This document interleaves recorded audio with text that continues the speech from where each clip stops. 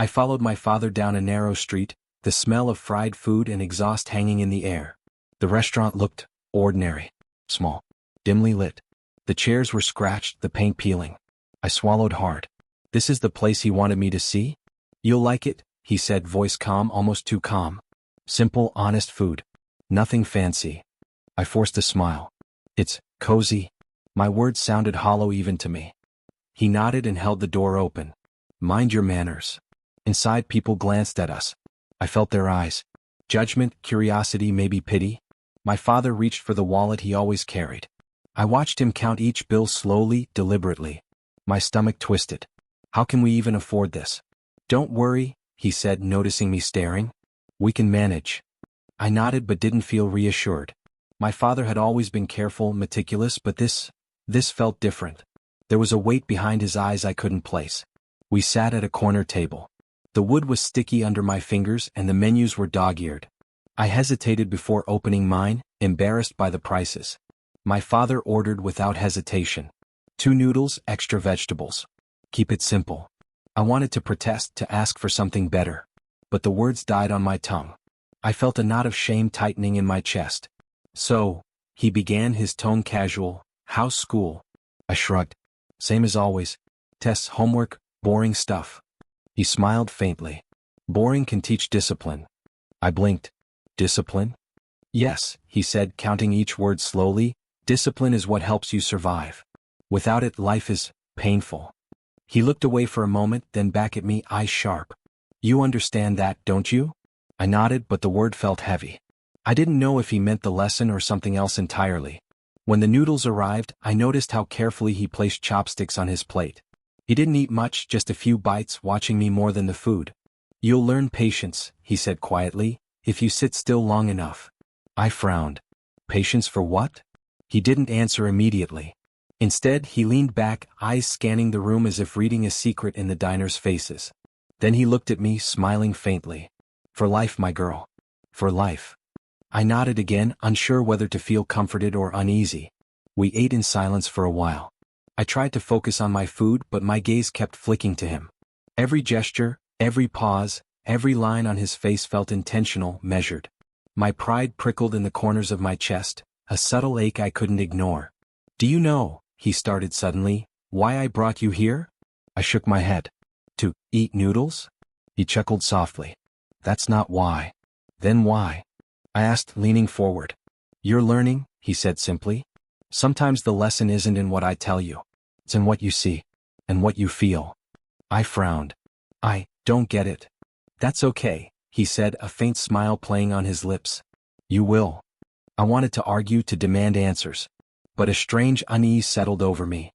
I felt exposed, small, like every glance from the other diners weighed on me. I watched him count the change after paying, carefully, methodically, even when the total was only a few dollars. I wanted to protest again, to insist he relax, but I stayed silent. Why are you so careful? I asked finally. He looked at me then, eyes sharp. Because money has power and power has rules. You must respect both. I nodded slowly, though my stomach churned. Respect power? Respect money? I had always thought it was about family, love, trust. But tonight everything felt different. We finished eating and he stood, motioning me to follow. Outside, the night air hit me. I inhaled sharply, trying to shake off the strange heaviness in my chest. You did well tonight, he said. You watched, you listened, you learned. I don't know if I did anything, I admitted, feeling tears prick at the corners of my eyes. You did, he said firmly. Sometimes the smallest actions matter most. Even sitting quietly at a cheap table. I nodded, but my mind churned. Something in his tone, in the weight of his words, felt like a challenge. A puzzle I wasn't ready to solve. On the way home, I couldn't stop thinking about the dinner, about the careful counting of bills, the whispered lessons, the strange pride he seemed to place on the table. It didn't feel like a normal night with my father. It felt orchestrated. I wanted to ask questions, demand the truth, but my lips stayed sealed. I sensed a trap. I sensed a secret. I sensed that whatever had begun at that small table wasn't just a lesson. It was the start of something bigger, something that would shake the foundation of everything I thought I knew. When we arrived home, he left without another word. I stood at the doorway, staring at the empty street, the echo of our silence lingering. My mind raced. What just happened? Why does this feel wrong? I couldn't shake the feeling that this ordinary dinner had changed everything. That night, I lay awake, staring at the ceiling, listening to the quiet hum of the city outside.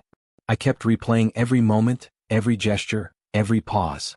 I felt a strange mix of embarrassment, curiosity, and dread. And I didn't yet know, this was the table where my world would begin to crumble. I couldn't sleep. My mind kept replaying the dinner, my father's careful counting of bills, the way he had looked at me as if I were being tested. I thought I understood him, understood my family. I thought I knew what struggle meant.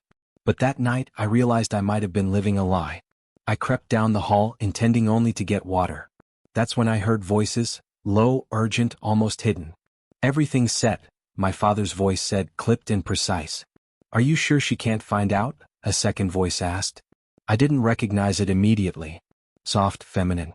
"She won't," my father replied. "She believes every word. She's obedient, careful, predictable. Exactly how I wanted."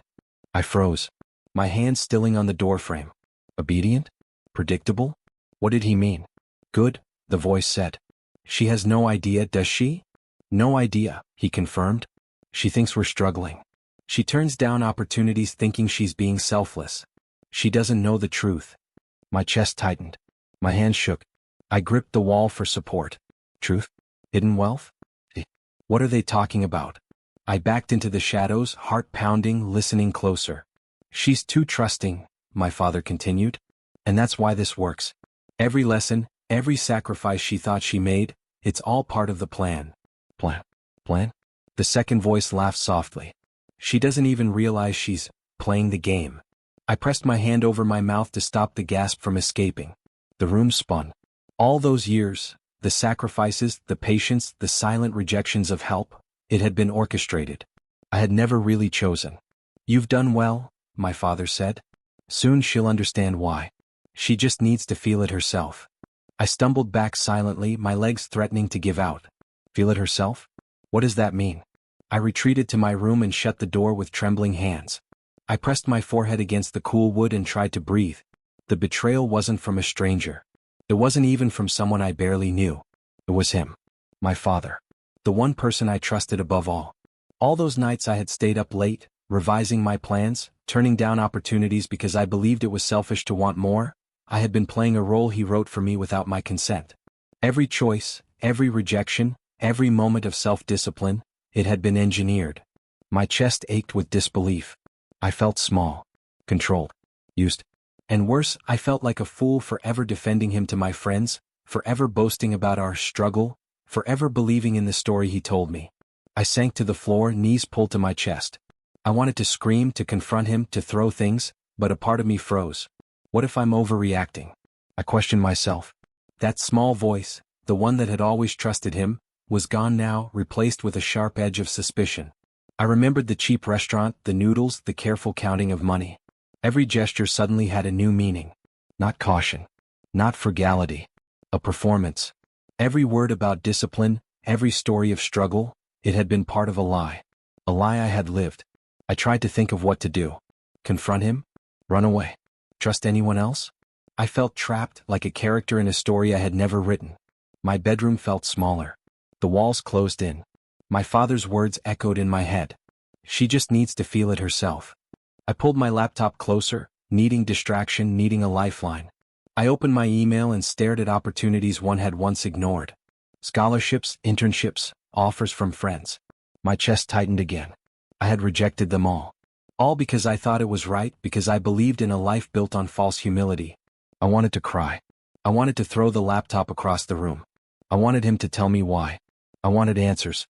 Instead, I found a small envelope tucked under my bed, something I didn't recognize before. It was thick, formal-looking, with a gold-embossed seal. My hands shook as I opened it. Inside were statements, letters, contracts. Words I didn't understand at first, but the numbers jumped out at me. Zeros, commas, millions. A life I never knew existed. I dropped the envelope. My head fell into my hands. I felt dizzy, nauseous, betrayed. Every lesson he taught me, every moment I sacrificed thinking it was noble, it had been meaningless. My life had been guided, manipulated, shaped by a secret he never intended me to uncover until it served his purpose. I thought about every conversation I had had with friends, every argument about money, every tearful confession about wanting to help the family. I had been performing for him for a story he wrote. I felt invisible. The girl I thought I was, obedient, humble, responsible, was gone. She had been a character in his plan. My phone buzzed. A message from my best friend. "Hey, wanna hang out tomorrow?" I typed back automatically, but my fingers felt heavy. Can I even trust anything anymore? I deleted the message before sending it. The night passed slowly. I stayed awake, staring at the ceiling, thinking of the lies, the secrets, the manipulation. My father had built a world around me that was not real. My choices were never my own. My dreams had been shaped by someone else's plan. By morning I had decided something. I didn't know what yet. But I would no longer accept being a pawn. No longer a puppet. No longer the obedient girl who sat quietly while life passed her by. I glanced at the envelope one last time, hesitated, then hid it deep in my drawer. It was evidence, yes, but evidence of what? I didn't know yet. The betrayal hurt more than anything I had ever experienced. And I realized, fully, painfully, that life would never feel the same again. And somewhere deep inside, a quiet, dangerous thought began to take shape. If he thought he controlled me, he was wrong. Very wrong. I didn't scream. I didn't cry. Not in front of anyone. I locked my door, the click of the latch echoing like a final goodbye to the person I thought I was.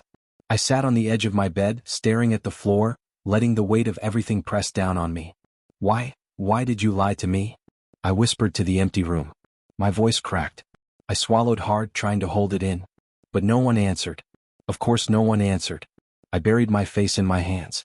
Every memory played on repeat. The cheap table, the careful counting of money, his lectures about patience and humility. Each word I had taken as truth now felt poisoned. I thought back to the mornings I woke early to help, to stay disciplined. The nights I turned down chances to go out, to accept help, to take risks. All sacrifices I thought were noble. All meaningless. Fabricated. My chest ached. My hands shook. I felt smaller than I had ever felt. Like I had been walking through life blindfolded, doing exactly what someone else wanted me to do. Was I ever good enough? I whispered again, this time louder. Or just obedient? I grabbed my phone, scrolling through messages from friends and teachers. Invitations I had rejected, opportunities one had missed. Each notification now felt like a reminder of my stolen choices. I had been obedient. That had been my crime. I flopped back onto the bed. My eyes fixed on the ceiling. The cracks in the plaster looked like the fractures in my life. A knock on the door. "Are you okay?" My mother's voice called softly. I didn't answer. I couldn't. Not yet. I couldn't admit the betrayal, not even to her. "Please talk to me," she said. I stayed silent. I stared at the ceiling, letting tears threaten but not fall. I remembered the envelope I had found, the contracts, the letters, the statements. I didn't touch it. Not yet. The knowledge of the hidden wealth made my blood boil. I felt tricked, manipulated. How could someone I loved so deeply do this to me? I muttered to myself, all this time, everything I believed, all lies. A memory flashed. My father smiling at the cheap restaurant, pretending the world was small, pretending money didn't exist. The cheap noodles. The careful counting. The lesson in humility. Every gesture was calculated. Every word rehearsed. And I had swallowed it, hook, line, and sinker. I felt anger sharp and hot. But it was tangled with shame. Shame for being blind, shame for trusting, shame for letting my life be shaped by someone else's script. I pressed my palms to my eyes and whispered, I should have seen it. I should have known. The room felt like it was closing in. I wanted to run, but I didn't know where to go. I wanted to scream, but the sound wouldn't come.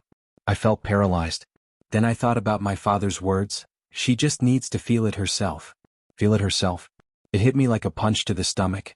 That had been the plan all along. To let me believe in struggle, in sacrifice, in humility, while everything I endured was just part of his design. A lesson I never asked for. A lesson that had cost me my choices, my pride, my sense of reality. I sat up and grabbed my pillow, clutching it to my chest. My room was dark, but I felt a storm inside me brighter than any sun. I wanted to scream. I wanted to fight. I wanted to break everything around me. I whispered into the darkness, I trusted you, and you lied. My phone buzzed. A notification from a friend. Good morning. Coffee? I stared at it blankly. Coffee? Normal life. What was normal anymore? I picked it up, thumb hovering over the screen, then dropped it. The weight of betrayal pressed too heavily. I couldn't act normal. I couldn't pretend. The hours passed slowly. I stared at the ceiling, counting cracks, tracing shadows, feeling the collapse of every belief I had held.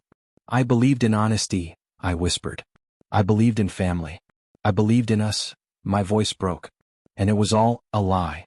I thought about my dreams, college applications, internships, even small choices I had made thinking I was being responsible. None of it mattered in the way I thought it did. Every decision had been manipulated, guided, controlled. My life had never really been mine. I wanted to cry, but my throat was too tight. I wanted to scream, but the silence swallowed me. I felt hollow, empty, yet filled with rage. A confusing, overwhelming storm. Then I remembered the envelope again. The numbers, the contracts, the letters. A symbol of everything I had been kept from. Everything I had been denied. Everything he thought I wouldn't understand until it suited him. I leaned back against the wall, pulling my knees to my chest. I can't believe this, I whispered. All those sacrifices, all those lessons, they were for nothing. I realized something else, bitter and heavy. I had been taught humility. But not the humility of learning or growing. The humility of silence. The humility of fear. The humility of obedience. I felt tears sliding down my cheeks, hot and fast, but I didn't wipe them away. I let them fall. I let the grief crush me. I let the collapse happen. This isn't fair, I murmured. I don't deserve this. Hours later, exhausted, I lay on the floor. My mind swirled with anger, disbelief, and shame. Every lesson, every memory, every quiet moment of compliance, they all felt like chains now. I whispered to the ceiling again, my voice barely audible, I can't live like this anymore. Not knowing what's real, not knowing what's true. And then a thought hit me. Sharp, dangerous, and bright amidst the darkness. I have to change this. I have to take control. I can't let him win. My body shook, not from fear, but from the sudden surge of clarity. I would not stay broken. I would not stay obedient. I would not let this lie define me. I pressed my hand over my heart. The pain was still there, raw and deep, but beneath it, a spark ignited. Something inside me had collapsed completely, but from that collapse, something else was being born. A new version of me. Quiet, observant, stronger than before. Dangerous only in the sense that it would no longer be controlled. And in that dark, silent room, I made a silent promise. He thinks he taught me a lesson. He's wrong. I'll learn my own. I sat on the edge of my bed, staring at the envelope hidden in the drawer. The numbers and contracts haunted me, but something shifted in my chest. Exhaustion weighed heavily, yet clarity had begun to creep in. I realized screaming or confronting anyone would accomplish nothing. Not yet. I needed a plan, a quiet rebellion, a survival that didn't reveal itself. I whispered to the darkness, I won't let this define me, not anymore. The next morning I walked to the kitchen like nothing had changed. My father looked up from his coffee. Good morning, he said casually. Morning, I replied with a small, calm smile. He nodded, satisfied, and returned to his paper. I noticed the way his eyes flicked toward me occasionally, as if testing whether I was the same obedient girl from yesterday. I let him think I was. Your breakfast is ready, my mother said softly. You didn't sleep well? I shook my head. I'm fine. She studied me for a moment but said nothing more. I ate quietly, every bite a mask of normalcy. Inside my mind raced. I can't be the girl who blindly trusts. I can't be the girl who sacrifices herself for lessons that weren't real. I made a decision that no one would hear. Not my father. Not my mother. Not my friends. This was mine alone. That afternoon I pulled out a notebook and began writing. Goals, plans, dreams, things I had suppressed because I believed obedience mattered more than ambition. I wrote down skills I wanted to master, opportunities one would pursue, and steps to reclaim my independence. I didn't show anyone. I didn't ask for advice. I didn't seek approval. I can't let anyone control me like this, I muttered to myself. I spent hours researching quietly, learning, absorbing. Every skill, every opportunity became a brick in the foundation of a life that belonged to me, not the life my father orchestrated. When my father called me into the living room that evening, I walked in with a calm, neutral smile. Homework done? He asked, eyes sharp. Yes, I replied, flipping the notebook closed as if it contained nothing of consequence. Good, he said, leaning back in his chair. You've been quiet lately. Too quiet, maybe? I shrugged lightly. Just tired. He raised an eyebrow but said nothing. I let him believe I was the same obedient girl, the same one molded by his lessons. But inside something was shifting. I felt a quiet power growing, calm, deliberate, patient. Later I sat by the window, pen in hand. I started tracking everything. Small victories, small steps toward independence. I didn't need anyone to validate me. The plans, the research, the quiet studying, they were mine. Purely mine. I thought back to the envelope and the hidden wealth. It was tempting to feel anger, to want revenge immediately. But I realized something. Reaction would only play into the power he thought he had. My strength would be measured by patience, not by immediate retaliation. Patience, I whispered, smiling faintly. That's my weapon now. Days passed and I maintained my mask. I smiled at my father, nodded to my mother, chatted with friends, but I never revealed the storm inside me. I learned to act normal while my mind plotted quietly. Every conversation, every glance became an observation, a lesson I was learning for myself this time. One evening my father mentioned a family gathering. "You'll attend, won't you?" he asked, expecting compliance. I hesitated, then smiled. Of course. Inside I calculated, planned, and considered. I would attend, but on my terms. I would observe, learn, and record, not just participate blindly. I no longer feared making small choices. I no longer sought permission. That night I couldn't sleep again, but it was different this time. The exhaustion was still there, but it was mingled with determination. My mind buzzed with plans, sketches of my future, and strategies to build independence. Every lesson my father thought he had taught me, the patience, the humility, the obedience, was now being redirected. I would use those skills for myself, not for his design. I whispered to the darkness, "This isn't revenge yet. It's survival. It's strategy. And I'm in control." The next morning I went through my routine as usual. I made breakfast, packed my school bag, smiled when greeted, nodded when spoken to. Outwardly nothing had changed. Inside everything had. Later, in the quiet of the library, I opened my notebook and began writing goals for the next year. Scholarships, internships, side projects. Every line fueled me. Every idea brought a sense of liberation I had never felt before. The silence around me amplified the roar inside me. I remembered the cheap restaurant, the noodles, the careful counting of money. The memory no longer brought shame, it brought clarity. That lesson, designed to humble me, had instead taught me patience, observation, and discretion. Tools I would wield on my own terms. I glanced at the envelope in my bag, still untouched. It would wait. So would the confrontation, the questions, the reckoning. First, I would become untouchable. First, I would build a foundation no secret could destabilize. "I am not a pawn anymore," I whispered, pen scratching against paper. "I am my own player now." That night I closed my notebook and stood by the window. The city lights shimmered below, distant and indifferent.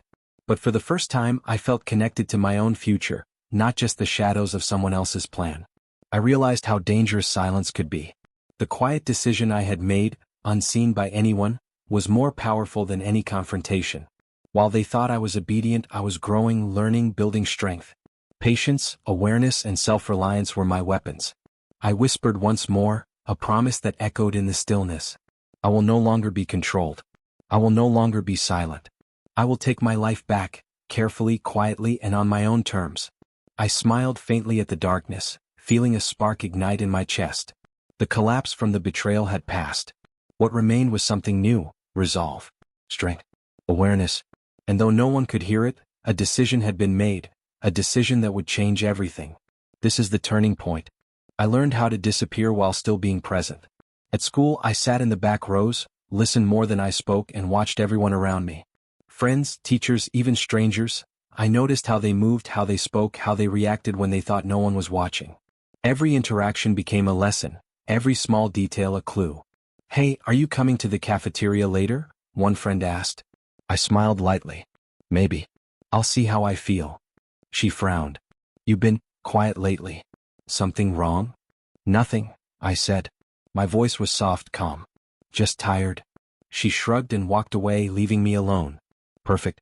Alone I observed more. How people treated money. How they measured loyalty, honesty, influence. I noticed subtle hierarchies in friendships, in classes, even in families. Power wasn't always visible. It was quiet, subtle. Like a shadow that moved unnoticed until it struck. I practiced the same principle on myself. I spoke less. I revealed less. I laughed when necessary, smiled when expected, but the truth, my plans, my anger, my strategies, remained hidden. The lie that once trapped me now fueled me. I was no longer a pawn. I was the unseen player moving the pieces silently. One evening my father called me into the study. "You've been distant," he said. "I don't like it." I nodded obediently. "I'm fine really. Just focused on school." His eyes narrowed, studying me. "You're hiding something." I smiled faintly. "Nothing to hide." He didn't press further. That was fine. He didn't need to know. He wouldn't know. At home, I began building routines that strengthened me without drawing attention. Early mornings for studying, late nights for planning, careful observations throughout the day. Every small success, a good grade, a skill learned, a conversation navigated, felt like a secret victory. No one noticed. That was the point. "You're changing," my best friend said one afternoon, catching me at the library. I looked up from my notes. "Am I?" "Yes. You're different. Stronger maybe. But quieter." I smiled. "Maybe I'm just learning to listen more." She nodded slowly. "I like the old you too. Don't disappear completely." "I won't," I said softly. But inside I knew I had to disappear. To the world, to my father, to everyone who expected the obedient girl. I had to become untouchable, invisible yet present, quiet yet aware. At school I started noticing opportunities others overlooked. Scholarships whispered about in hallways, volunteer programs dismissed as boring, internships mentioned casually in passing. I took notes. I made plans. I acted only when necessary. Every step was calculated. Every action deliberate. One afternoon, while helping a teacher organize a small fundraiser, a boy from my class whispered, "You're amazing at this. But why do you hide it?" I smiled faintly. "I'm not hiding. I'm careful." He raised an eyebrow. "Careful? That's an unusual way to describe you." I shrugged lightly. "Better careful than reckless." He frowned but said no more. Perfect. He hadn't realized that careful was the new power. My silence wasn't weakness, it was strategy. At home, my father started noticing the change, though he didn't understand it. "You're quieter than usual," he commented one evening. "I hope it's not laziness." "I'm learning patience," I said softly. He frowned, unsure. "Patience?" "Yes," I replied calmly. "Observing first, acting later." He didn't argue, but I could see the confusion flicker in his eyes. My power was growing quietly, invisibly, without him realizing it. That scared him more than confrontation ever could. Even my mother noticed small changes. "You seem different," she said one morning, handing me breakfast. "Not unhappy, just calmer?" I smiled lightly. "I've been thinking a lot." She nodded but didn't probe. That was fine. I didn't need her to know what I was planning, how I was reshaping myself. My independence was my own, untouchable and invisible. At night, I would sit by the window, studying, planning, observing. Shadows played across the walls as the city lights shimmered below. Each flicker of light reminded me how small things could go unnoticed yet still hold meaning.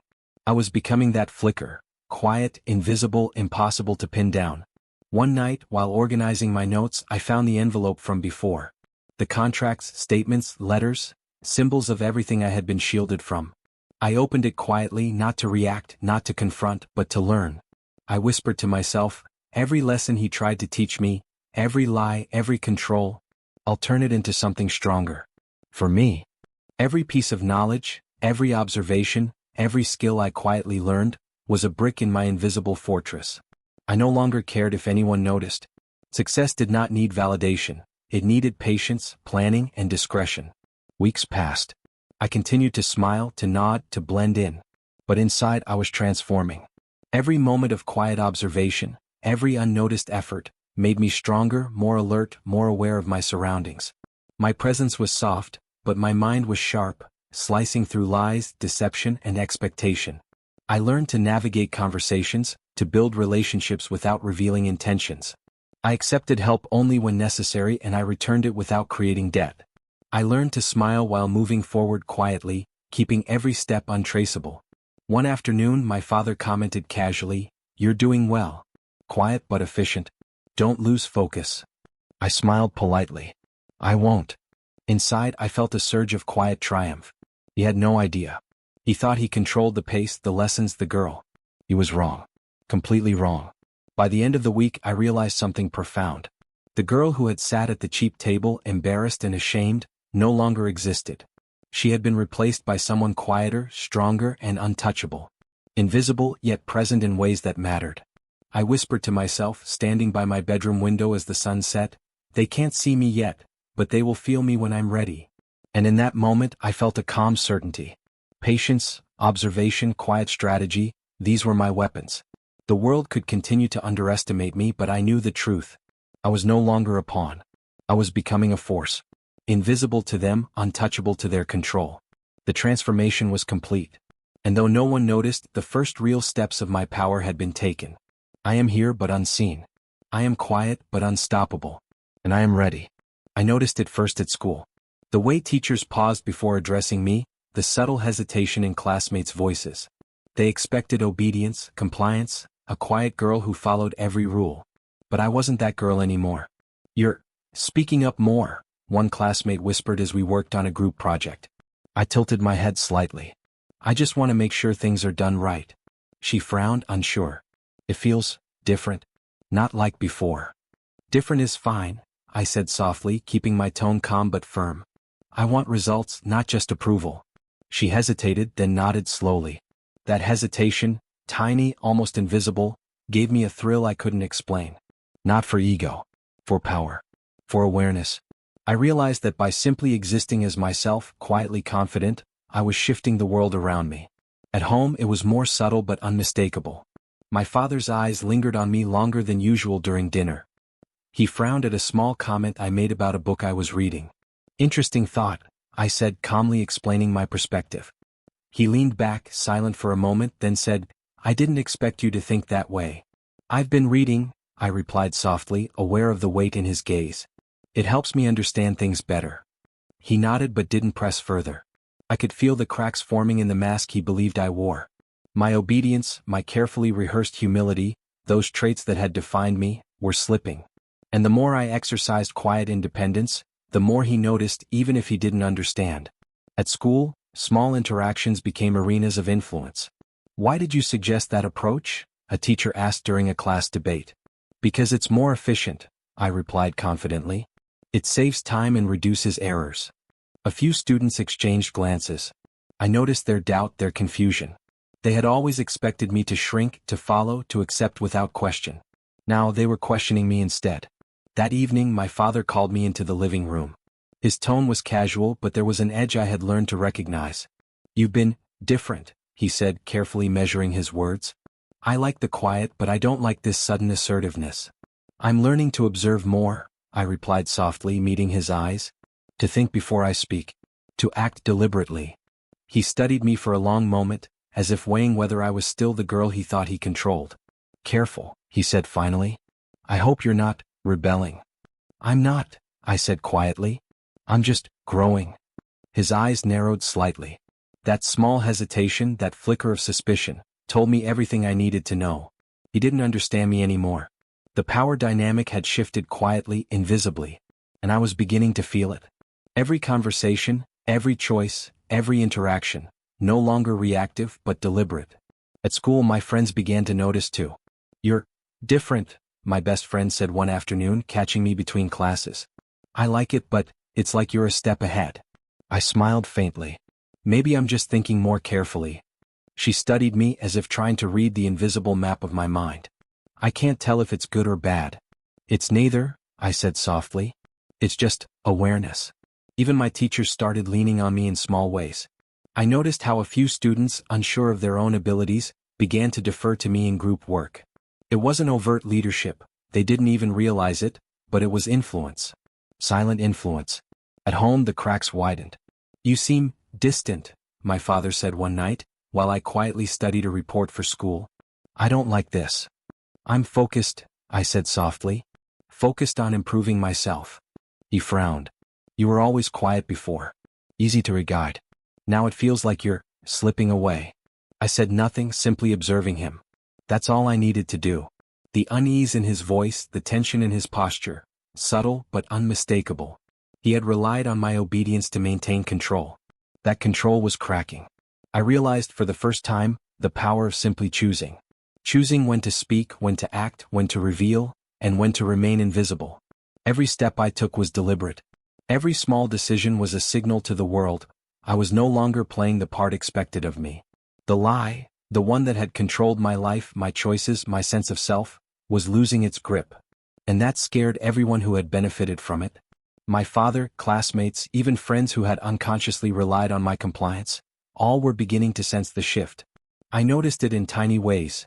The way my father's eyes lingered on me during conversations, the way my friends paused when I offered suggestions, the subtle hesitation of classmates who once dismissed me. Every glance, every pause, every moment of uncertainty confirmed that the mask I had worn so faithfully was cracking. And with that realization, I felt a quiet surge of power. Not loud, not aggressive, not obvious. Just control. Awareness. Freedom. I whispered to myself one night, alone in my room, "They can't see it yet, but they feel it." The next morning at breakfast, my father commented on something minor, a small mistake in my preparation of the table. "You didn't do it the way I showed you," he said sharply. "I noticed a better way," I replied calmly. "It's more efficient." He stared at me, searching for defiance. Finding none. Only calm. Only awareness. Only choice. That small conversation, innocuous to an outsider, was a victory. One more crack in the mask, one more shift in the power dynamic. At school, I observed how influence worked in microcosms. I noticed a student who always imposed opinions was unsure when I presented an alternative approach. I noticed a teacher who favored certain students now paused when I spoke. I realized my silence, my calm observation, and my deliberate action had altered perceptions without confrontation. One afternoon, my father called me into the study again. His tone was measured but tense. "You've changed," he said quietly, almost to himself. "I don't like this distance." "I'm focused," I replied softly. "Focused on learning, on improving, on understanding." He nodded slowly, but I could sense unease. His control was slipping quietly, invisibly. And I knew it. Every step I took, every calm response, every deliberate silence, strengthened my position. Later that evening, I stood by the window, notebook in hand. I had recorded observations, small victories, shifts in perception. The lie that had once trapped me, the story of struggle, obedience, and false humility, was losing its control over my life. I whispered almost to myself, "I am choosing now. Every step, every word, mine." And in that quiet moment, I understood something essential. True power isn't always loud. Sometimes, it's the calm awareness, the subtle influence, the ability to be present without being caught. The cracks in the mask were not dramatic, not explosive. They were quiet, slow, inevitable. And they were mine to wield. That night, I felt a shift so deep I could almost touch it. My father's subtle unease. My friend's quiet questioning. My classmates' uncertainty. All the tiny ripples I had created without a sound, without a confrontation. I smiled faintly, realizing the truth. I was no longer reacting to the world. I was shaping it. And the lie, the one that had defined my life, was losing. Finally, it was losing. I watched quietly as the lie began to unravel on its own. I didn't intervene. I didn't push. I simply observed. The truth had a way of surfacing, slowly, imperceptibly, and without my help. At home, tension started creeping into conversations I used to ignore. "You approved this expense?" My father's voice was sharp, almost incredulous as he stared at a spreadsheet. "I did," my mother replied softly, uneasy. "It seemed reasonable." "You didn't check with me?" His tone carried authority, but there was uncertainty beneath it. "I thought you were busy," she said. I leaned against the wall, silent, watching. My chest tightened, not with triumph, but with clarity. The lesson he thought he had taught, the carefully constructed world of obedience and false humility, was cracking under its own weight. The lie that once controlled me was now creating stress for those who had relied on it. I walked past silently, offering a small, polite smile. "Morning," I said softly. My father's eyes flicked toward me as if searching for mischief. I gave nothing. No hint. No emotion. Just presence. That quiet composure made him pause, a subtle acknowledgement of the shift he could feel but not understand. At school, karma whispered through smaller, quieter channels. Group projects became revealing. People who had relied on my compliance found themselves challenged. Decisions I had followed blindly were now questioned by others. Arguments flared in subtle ways, not because I instigated them, but because the structure that had depended on my obedience had begun to crumble. "Why didn't you just agree with me?" one student asked, clearly frustrated after a meeting. I tilted my head. "Because the approach wouldn't work." "But it always worked with you before," he said, confusion coloring his voice. Yes, I said calmly, because I followed instructions. Now I think for myself. His pause, his frown told me everything I needed to know. He wasn't angry at me, he was unsettled by the change. By the quiet shift in power. Opportunities started to appear, not because of money, influence, or favoritism, but because of discipline, patience, and subtle competence. I noticed teachers offering me tasks that required discretion. Classmates sought my advice in ways they never had before. "I need your input," my group leader said one afternoon. "You always notice details we miss." I nodded. "I'm happy to help." It was small, but it mattered. Karma didn't scream. It whispered. And the world responded to my quiet strength. At home, subtle power shifts emerged in unexpected ways.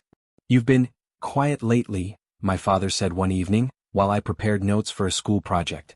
"But I see you taking initiative." I don't understand it." "I'm learning to manage things carefully," I replied softly, keeping my tone neutral. He studied me, sensing the shift he couldn't name. "Careful," he repeated, almost as if testing the word. "Do you think you're ready to handle responsibility alone?" "Yes," I said calmly. "But I'm still learning." He didn't push further, but the tension in his posture spoke volumes. The lie that had controlled our interactions was faltering. Control was no longer absolute. I watched relationships transform quietly around me. Friends who had relied on my compliance adjusted to my boundaries. Classmates who had taken my obedience for granted now paused before assuming I would follow blindly. Even my teachers began to trust my judgment more, not because I demanded respect, but because I had demonstrated reliability and independence. "I noticed you handled that situation really well," a teacher remarked one day. "I don't think I've seen you so assertive." "Thank you," I said softly. "I'm just trying to do my best." The compliment wasn't about ego. It was about awareness. About observation. About letting karma, the natural consequence of truth, reveal itself without force. I realized something essential. Karma did not need anger. It did not need me to take revenge or lash out. Karma worked quietly just like I did. It corrected itself through discipline, through integrity, through the subtle awareness that I had cultivated. At home, the tension intensified in small ways. Arguments arose over minor expenses, long-held assumptions about loyalty were questioned, and the hidden wealth, once a secret that controlled my perception, now created unease in those who had relied on it. "You didn't tell me this was part of the plan," my father muttered one night, frustration barely concealed. "I didn't know I needed to," I said softly, calmly. "I only know what's happening now." He frowned. That quiet calm unnerved him more than confrontation ever could. His control had been indirect, built on my compliance and his carefully maintained narrative. Now both were slipping. Opportunities opened because of my discipline, not wealth. I began receiving invitations to programs I had ignored before. Teachers recommended me for small projects, internships, and competitions. These were subtle doors, not gifts, not favors. Doors I could walk through quietly, deliberately, with preparation and patience. "Are you applying for this?" my friend asked, showing me a flyer for a scholarship competition. "I'm thinking about it," I replied calmly. "I'll prepare and see if it fits." "Wow, you actually consider things carefully now," she said, smiling. I smiled faintly. I like to be ready. It was a small conversation, but it reflected a profound truth. My boundaries were respected, my choices considered. People began to sense the shift in power without understanding it, just like my father. They felt the change even if they couldn't explain it. Karma didn't need celebration. I didn't revel in the discomfort it caused. I only observed. I only prepared. Each ripple of tension, each subtle unease, was a confirmation of what I had already decided. I was no longer controlled. I was no longer defined by the lie. I was growing. Quietly. Purposefully. At night, I would sit by the window, notebook in hand, tracking observations. Small victories, small shifts, small signs of truth asserting itself. Each line I wrote reinforced my understanding of cause and effect. Deception always cracks under scrutiny, and patience allows it to crumble without force. I whispered softly, almost to myself, "Karma doesn't need shouting. It works quietly, like I do." At school, subtle incidents continued. A teacher overlooked a minor procedural mistake, allowing natural consequences to occur. A student mismanaged a small responsibility and faced the outcome, learning silently. All without me interfering. The world was correcting itself. And I was observing, learning, and preparing for my own next moves. At home, the quiet power shift continued. My father's unease was evident in small, almost imperceptible ways. A frown at an unexpected decision, a hesitation before issuing instructions, a fleeting look of doubt when I spoke calmly about my plans. I realized the truth, the lie that once controlled my life was losing. Slowly, quietly, irreversibly. And I had nothing to do with it. I didn't need to push, manipulate, or confront. The system he had built depended on obedience, and now that obedience was gone. "You've changed," my father said one evening, voice low and cautious. "I don't know if I like it." "I've always been capable," I said softly, keeping my tone neutral. "I just needed the chance to show it." He didn't respond. But the tension, the pause, the subtle shift, it was enough. I realized that true influence didn't need aggression or noise. It didn't need confrontation or celebration. It needed observation, patience, and calm action. Karma whispered quietly through the consequences of truth, the subtle alignment of reality, the ripple effect of honesty and awareness. And in that quiet power, I grew stronger every day.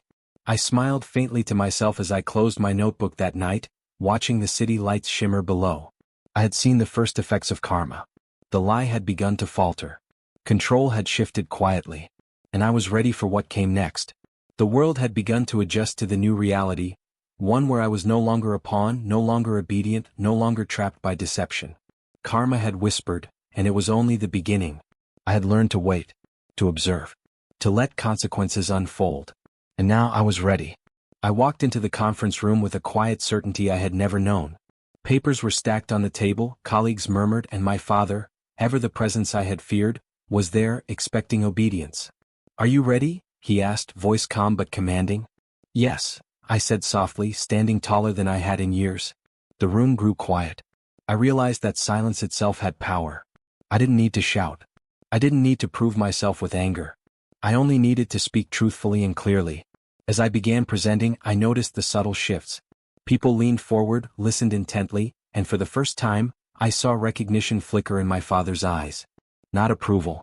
Not indulgence. Recognition. "I think this approach will save time and resources," I said calmly, pointing to the charts I had prepared. "It accounts for both efficiency and sustainability. We won't just follow tradition, we'll improve it." A colleague raised an eyebrow. "You're suggesting changes to procedures that have worked for years?" "Yes," I replied firmly. "Working doesn't mean perfect. We can do better. And I've mapped out a way to test this without disrupting ongoing operations." The room fell silent. I felt the weight of my words, not as intimidation, but as authority shaped by preparation and calm confidence. I had no need for dramatics. My strength came from building myself without shortcuts, without manipulation. My father leaned back slightly, his expression unreadable. "You're confident," he said carefully. "Perhaps more than I expected." "I've earned the right to be," I said softly. "By learning, observing, and preparing. Not by waiting for approval." There was tension, yes. But it wasn't fear, at least not mine. It was respect slowly dawning, a recognition of my growth. The girl who had sat ashamed at the cheap table was gone. In her place stood someone grounded, aware, and deliberate. Later, my friend whispered to me, leaning slightly closer. "I can't believe the change. You command attention without trying." I smiled faintly. "I didn't try. I just prepared." She nodded slowly. "I want to be like that." "You can," I said softly. "But it takes patience, discipline, quiet action." My father called me aside after the meeting. "You've changed," he said almost reluctantly. "I see it now. You stand taller." "I had to," I replied, keeping my voice calm. "I couldn't remain small forever."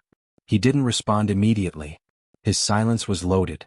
I could feel him measuring me, trying to reconcile the girl he thought he knew with the woman who now spoke confidently, who no longer needed validation. At home that evening the air felt different. My family sensed the shift even if they didn't fully understand it. My presence no longer implied obedience. My words carried weight. My actions were deliberate. And the lie, the one that had shaped my past, was finally losing its grip. I caught my reflection in the window and studied it. Straight shoulders. Calm eyes. Soft but unwavering expression. This was the girl who had survived betrayal, who had learned patience, and who now commanded her own presence.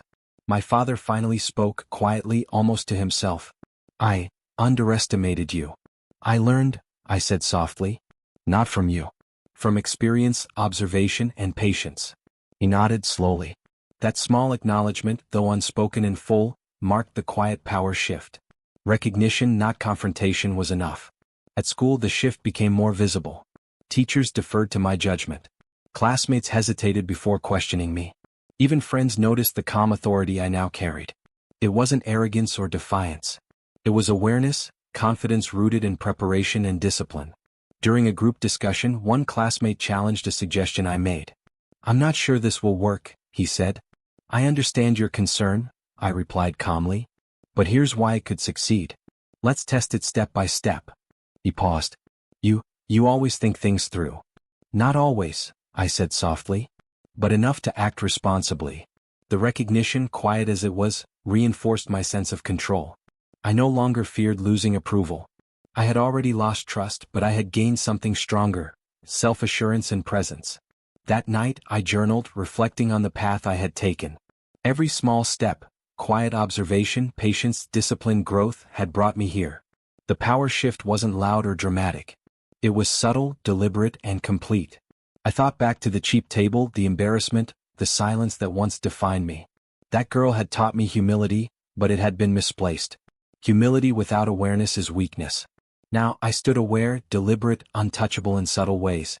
At home, my father finally initiated a conversation that used to terrify me. "Your perspective, it's changed how I think about things," he said quietly. "I may not agree with everything, but I see your reasoning now." "I'm not asking for agreement," I said softly. "I'm asking for acknowledgement of what's true." He paused, searching my face. "I see it. I see you." Recognition. Not praise. Not indulgence. Just acknowledgement of my truth. That was all I needed. At school, similar acknowledgement rippled quietly. A teacher remarked on my reliability. A classmate deferred to my strategy without question. Even small victories in conversation, in observation, or in planning became markers of the power I had cultivated.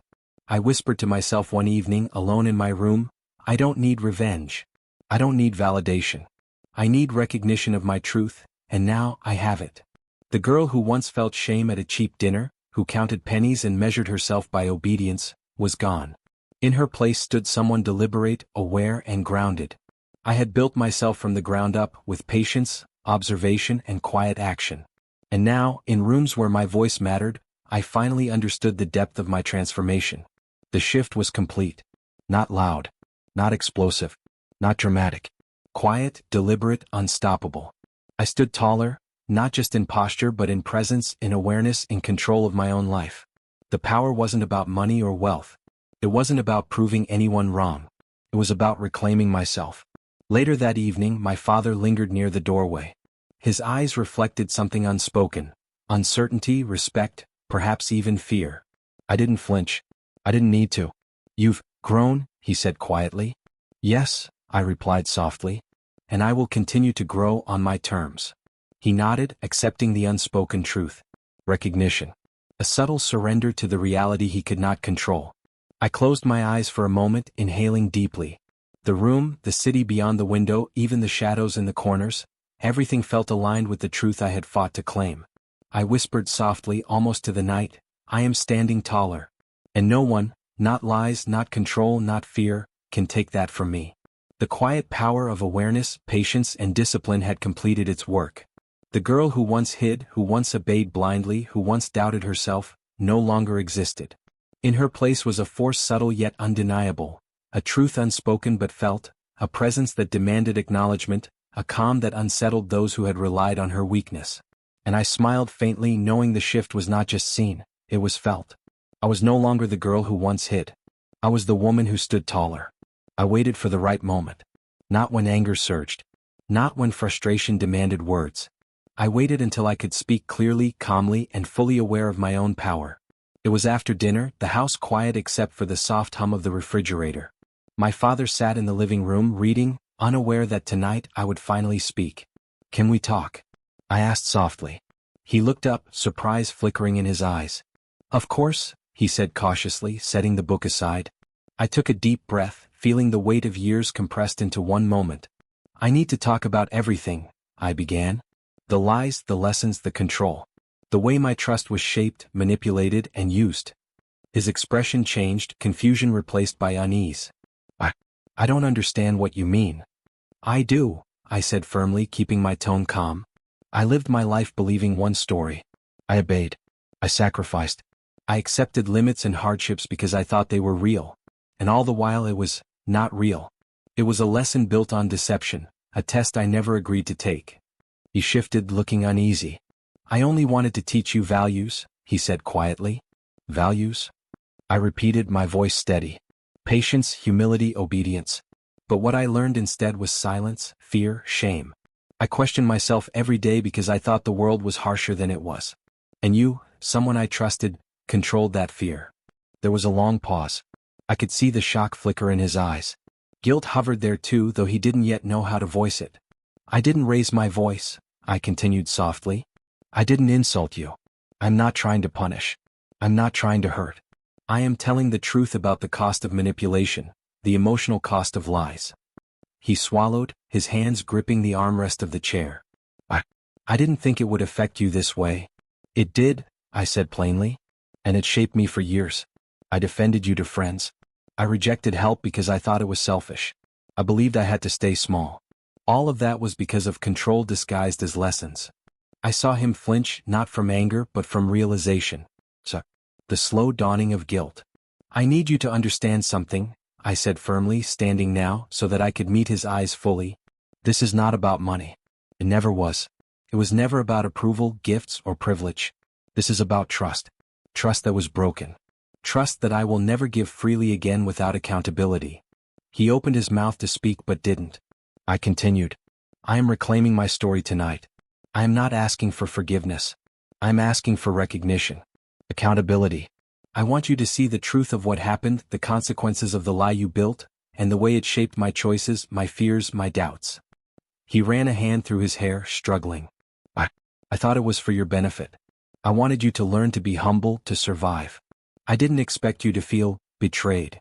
Beneficial lessons don't come from lies, I said softly, firmly. Survival comes from awareness, not deception. Strength comes from preparation, not manipulation. I had to learn this myself. And I did. The air was thick with tension. For the first time, I realized the shift was complete.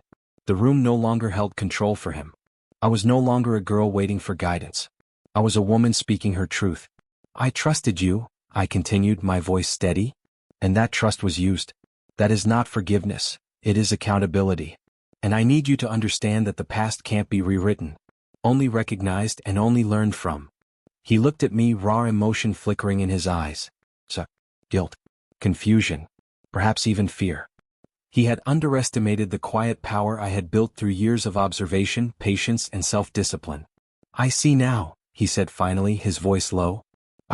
I see what I did. Yes, I said softer now. Seeing it is the first step. Acknowledgement matters. Recognition matters. But apologies alone do not erase what happened. I needed you to hear the impact, not just the intent. He nodded slowly, absorbing the words. There was silence for a long moment.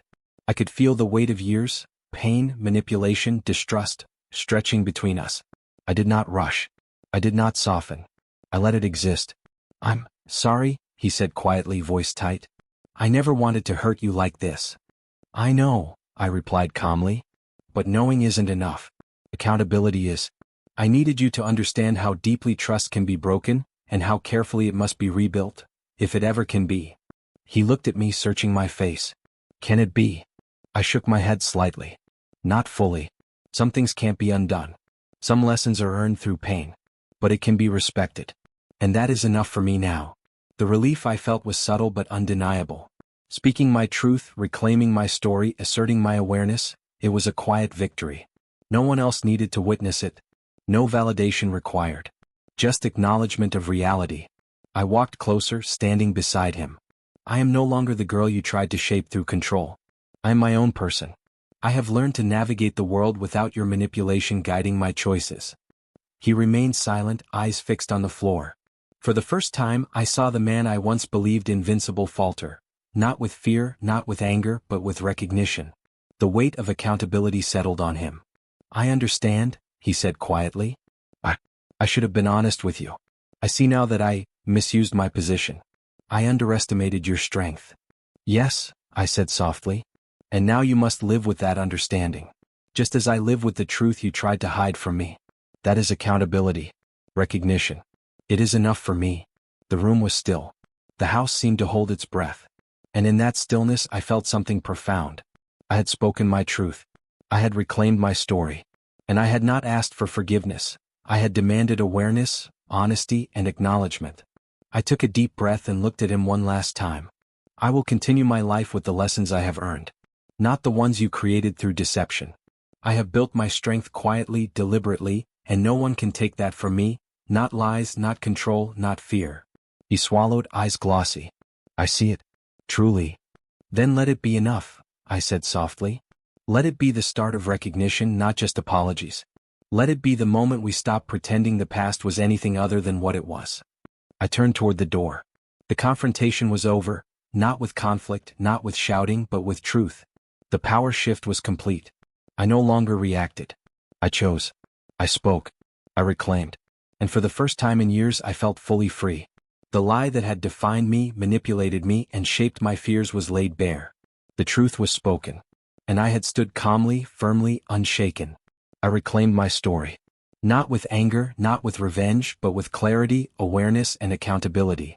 I walked away from the living room that night, silent but resolute. I did not need validation. I did not need acknowledgement beyond what I had just given myself. I had reclaimed my narrative. I had spoken my truth. And I had reclaimed power in the quietest, most unshakable way. The room was quiet, almost painfully so. My father sat across from me, his hands folded, eyes heavy with the weight of understanding. I could see it, the shift from control to regret, but I didn't rush to comfort him. Not yet. Not ever. I'm sorry, he said, voice low, trembling slightly. I see now, everything I did, everything I thought was for your good, it hurt you. I never meant for it to hurt this much. I nodded slowly, absorbing the words. I know, I said softly. I hear the intention. I see it. But knowing the intention doesn't erase the impact. And that impact, that was mine to feel, not yours to explain away. He looked down at his hands. I just wanted to teach you values. I wanted you to grow stronger. I understand that, I replied, steady, calm, but firm. But people can intend good and still cause deep pain. You can love deeply and still make choices that hurt someone you care about. That truth, it's hard, but it's reality. There was a long pause. The silence was heavy but necessary. I needed it. Needed space to fully feel everything: hurt, betrayal, liberation, and finally, clarity. I never realized, he murmured, voice breaking. I never realized the cost. I know, I said softly. And it's not your understanding that fixes it. It's accountability. Acknowledgement without excuses. No justification, no defense, no minimizing what happened. That is the only way to honor the truth of it. His eyes glistened with unshed tears. I see now. I truly see. I let the words hang between us. I didn't rush to soften them, didn't offer immediate forgiveness. I didn't need to. The space itself was a kind of justice, a pause that allowed the truth to settle fully. I'm not asking for forgiveness, I said quietly. I'm asking for recognition. Recognition that the harm exists, that it mattered, that it shaped me. That acknowledgement, that's the start of repair if there ever is one. He nodded slowly, swallowing hard. I understand. I see the harm. I know it shaped you, and I am truly sorry for that. I took a deep breath. I don't need you to erase the past. No one can. But you can let it change the future. That's the only way regret becomes meaningful. He looked at me, searching for something. Hope, relief, forgiveness. I offered none, yet everything in my calm presence communicated power and awareness. I wish I could go back, he murmured, almost to himself. I can't let that matter anymore, I said softly. The past is fixed. What matters is the present and what comes next. That's the only control anyone truly has. He nodded again, swallowing. I will live with it. I will learn from it. I promise I will not repeat these mistakes. Good, I said quietly. Regret without excuses is powerful. But it doesn't change what happened. It only shapes what comes next. And I will decide how I live that next chapter. He finally looked up at me, his eyes vulnerable, searching for a bridge that may or may not exist. Can we rebuild? I shook my head gently. Not fully. Some things can't be undone. Some lessons must be carried forward. But we can move forward with honesty. With boundaries. With recognition. That is enough. He exhaled a long, shuddering breath. I see. I understand. And in that understanding I felt relief, not for him but for me. I had spoken. I had reclaimed my story. I had witnessed regret without excuses, without defense, without distraction. And that truth, raw, painful, liberating, was enough. Days passed. I noticed subtle changes in the house. Conversations were calmer, quieter. There was no lingering tension from past deceptions because we no longer ignored them. We acknowledged them. Silence had been replaced by careful awareness. And I could finally breathe. At school, the awareness I had cultivated carried me further. I no longer allowed others' expectations to dictate my behavior. I had learned patience, observation, and discipline. I had witnessed accountability and I had internalized it. My decisions were deliberate. My boundaries were respected. And my presence, quiet, calm, aware, shifted dynamics without confrontation. One afternoon, my father approached me quietly as I was preparing for a project. "I've been thinking about how I treated you. About the lessons I thought I was teaching," he said. "I understand now that my methods caused pain. I want to do better, if you'll let me." I looked at him carefully. I could see sincerity, yes, but also the limits of what could be healed. I did not nod immediately. I did not offer comfort. I waited, observed, assessed. "Do better," I said finally. "Not for me. Not for us. But because understanding the cost of actions matters. That's the only reason to change." He nodded solemnly, accepting the weight of my words. I realized something essential. People could love deeply, but love alone didn't erase harm. People could feel regret without changing the past. And people could apologize without taking full responsibility. Recognizing that truth hurt, but it also freed me. I no longer needed to wait for perfect love, perfect actions, or perfect understanding. I only needed clarity and acknowledgement. That night, I wrote in my journal, "Regret is powerful only when paired with awareness. Excuses dilute it. Apologies without accountability are hollow. I have witnessed both and I am stronger for it." The house was quiet, the city outside glowing faintly through the window. I thought of the years I had lived under the weight of deception, fear, and control. And I understood that those years had led me here, aware, deliberate, untouchable in subtle ways. Regret did not erase the past. It did not rewrite history. But it changed the future. And I held the pen. The next morning, I saw him moving differently, softer, more deliberate, careful in ways I hadn't noticed before. Not perfect, not complete, but aware. A ripple of change. A small acknowledgement that the world had shifted, that consequences had meaning, and that accountability had impact. I smiled faintly. Not for him. Not for reconciliation. But for the clarity I now carried. I had felt betrayal. I had witnessed deception. I had learned patience. I had built myself quietly, deliberately, without shortcuts. And now, I had watched regret settle without excuses, shaping the world subtly around me. I understood something critical. Freedom did not come from vengeance. Freedom came from awareness, boundaries, and acknowledgement.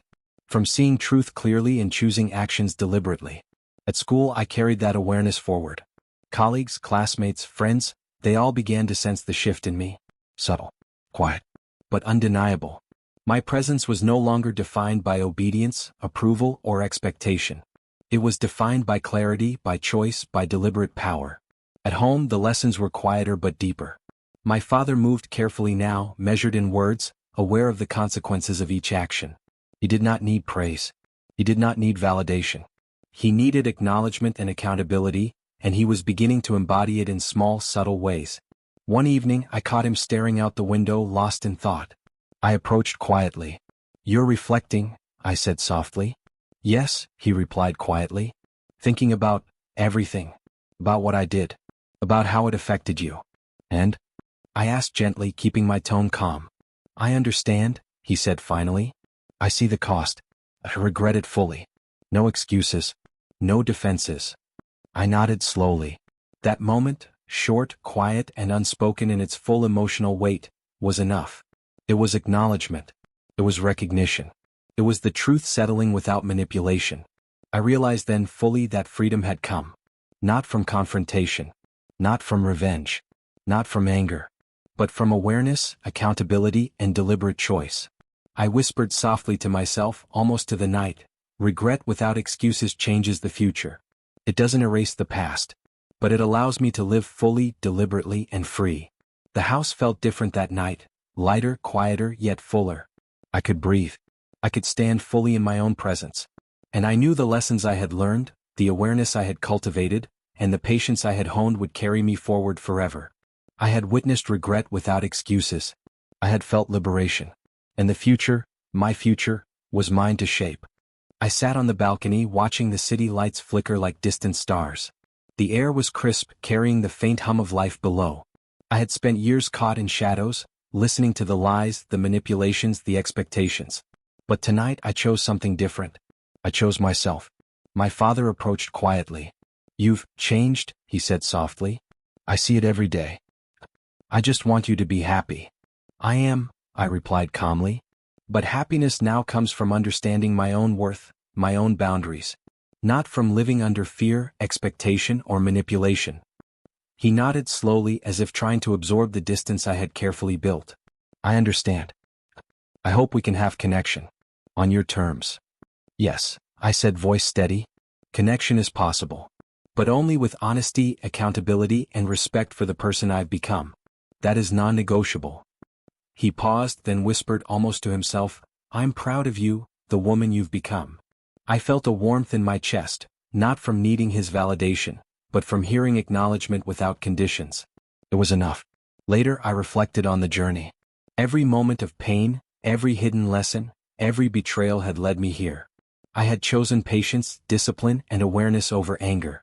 I had reclaimed my story, reclaimed my choices, and reclaimed my life. I thought of the girl at the cheap table, embarrassed and small. She had been necessary. She had taught me humility, but more importantly, she had taught me resilience. And now I was standing in her place, grounded and untouchable in subtle ways. "Do you remember that dinner?" I asked softly, speaking to the quiet air of memory. The cheap table, the embarrassed smiles, the silence that suffocated me? I smiled faintly. "Yes. And I also remember the first time I decided not to ask for approval. The first time I realized my choices mattered. That was the beginning of my freedom. The freedom had not come all at once. It was a series of quiet decisions. To observe, to grow, to prepare, to assert without confrontation. To reclaim without vengeance. My phone buzzed with a message from a friend. "We need you on this project," it read. "Your judgment, your insight, it's respected." I smiled. Recognition again, this time for my effort, my clarity, my discipline. Not for wealth, not for obedience, not for pretending. Just for me. I replied simply, "I'm ready." The night deepened and I walked through my home, seeing the spaces differently now. My father moved carefully, aware of boundaries, present but measured. My family's energy had shifted quietly, subtly. The lessons had landed, not in guilt but in awareness. I reflected on forgiveness. I had accepted apologies without excusing harm. I had allowed connection without surrendering my independence. Boundaries had become my shield and my compass. That was my choice. My final choice. I sat in my room looking at my reflection. Straight shoulders. Clear eyes. Calm expression. The girl who once doubted, feared, and obeyed blindly was gone. The woman who remained had grown through pain, emerged through patience, and stood taller than ever. I whispered softly to myself, I chose peace over resentment. I chose independence over control. I chose clarity over chaos. I chose me. Later, my father entered quietly. "Can we talk?" he asked softly, humbly. "Yes," I replied. "On the terms we've set. With honesty, accountability, and respect." He nodded. "I can do that." And we spoke, carefully, gently, openly. About boundaries. About expectations. About past mistakes. About the future. "I understand now," he said. "And I will honor your terms. I will not repeat what caused harm." "That is all I ask," I said softly. "Recognition, awareness, and boundaries. That is what allows connection. That is how we move forward." He nodded again, and in that nod I felt the quiet power of choice. I had reclaimed my voice, my presence, my life. And I could connect without compromise, without fear. I looked out the window at the night sky. The city lights glimmered, distant but steady. I realized freedom was not a single act. It was continuous. Daily choices, deliberate boundaries, calm awareness. I texted a friend, "Dinner tomorrow? I want to celebrate progress, not just results." Her reply came almost immediately, "Absolutely. Can't wait to see you shine." I smiled, the warmth not from validation but from self-recognition. I had earned this. Every step, every lesson, every quiet victory. I thought again of the cheap table, the betrayal, the lessons learned in silence. I felt gratitude for the pain, for the awareness, for the discipline it had taught me. And then I whispered to myself, quietly, firmly, this life is mine. My choices, my story, my freedom. I own it all. I placed my hand over my journal, the words of years etched into pages. Each decision, each reflection, each act of patience was a brick in the foundation of the woman I had become. I allowed myself to smile fully for the first time in years. Not a small, cautious smile, but one that radiated the depth of growth, resilience, and self-respect. I chose connection but on my terms. I chose forgiveness but not surrender. I chose love but not compromise. And I chose myself fully, deliberately, finally.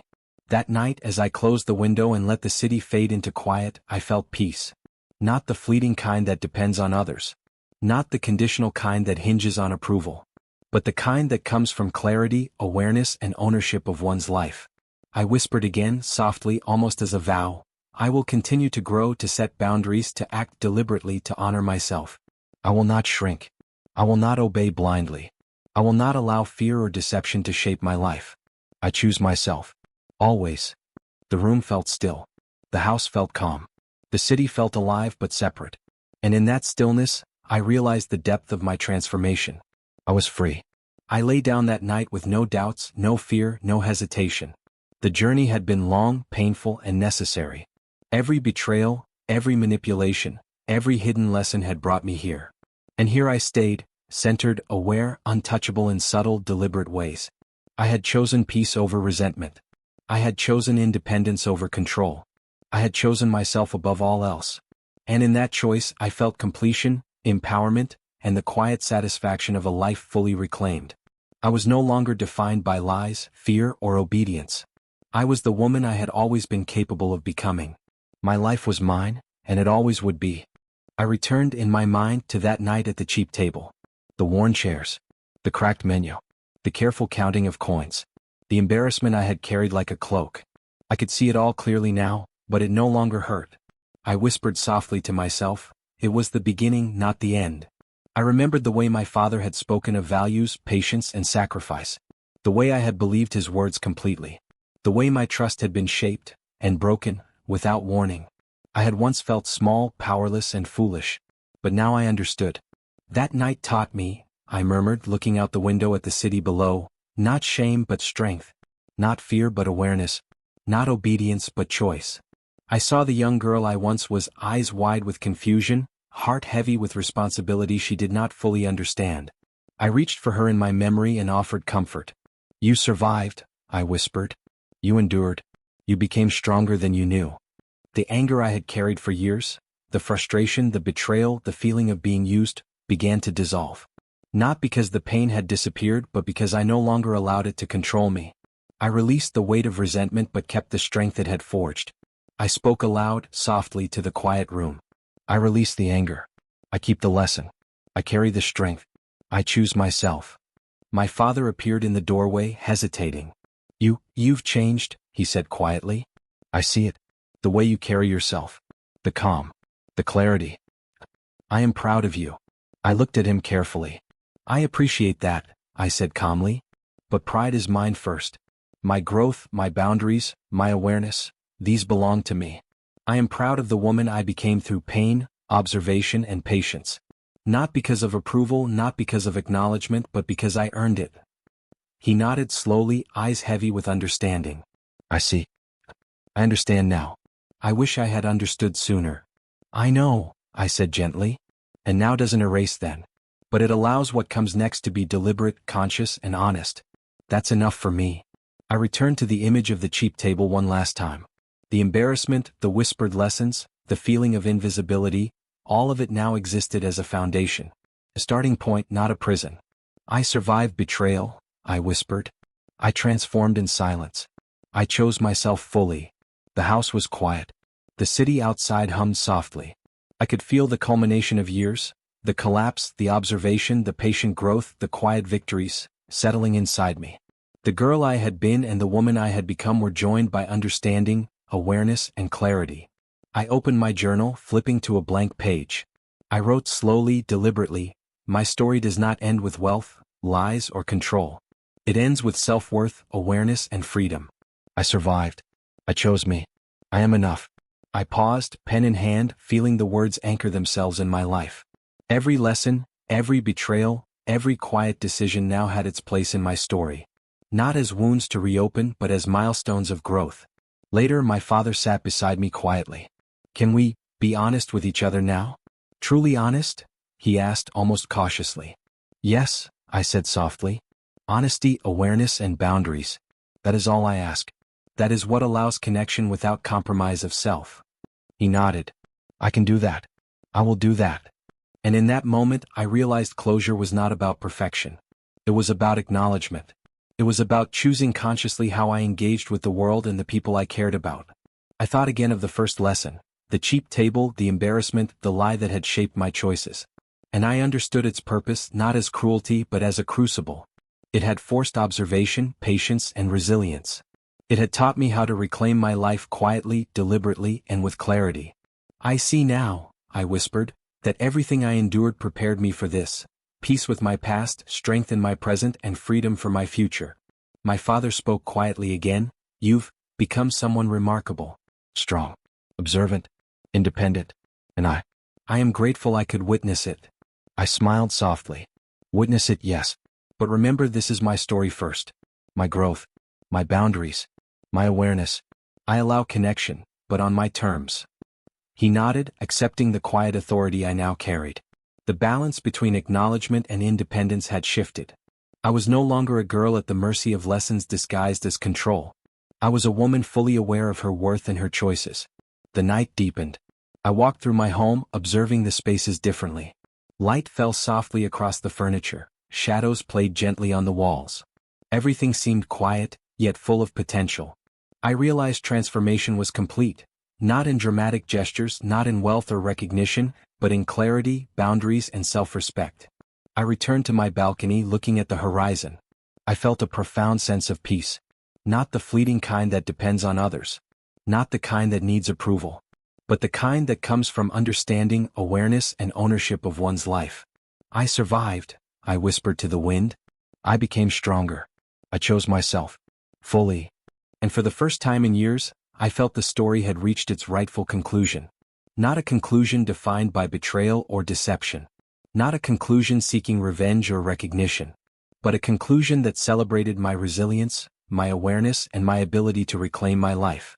I closed my eyes and took a deep breath. The past had its place. The lessons were anchored. The pain had transformed into quiet strength. I felt gratitude, not for the betrayal but for what I had learned, for the discipline I had cultivated, and for the deliberate power I now carried. "I walk forward," I whispered, "not weighed by lies or resentment, but lifted by understanding, awareness, and deliberate choice. My story ends not with wealth but with self-worth. My life is mine." The night was still, but inside me, everything was in motion. The freedom I had carved, the boundaries I had set, the awareness I had built. I had survived. I had transformed. I had chosen myself. I whispered once more, softly, firmly, as if sealing the moment forever. "I choose me. Always. And that is complete." I turned from the balcony, the city lights fading behind me, carrying the calm, quiet power of someone who had survived, observed, transformed, and finally chosen herself fully. The lie that had once defined me no longer had a place in my life. Betrayal no longer held me captive. Fear no longer controlled me. I was free in the quietest, most profound way possible, through awareness, patience, discipline, and self-respect. I survived. I transformed. I chose myself. Fully. Completely. My life is mine and it always will be.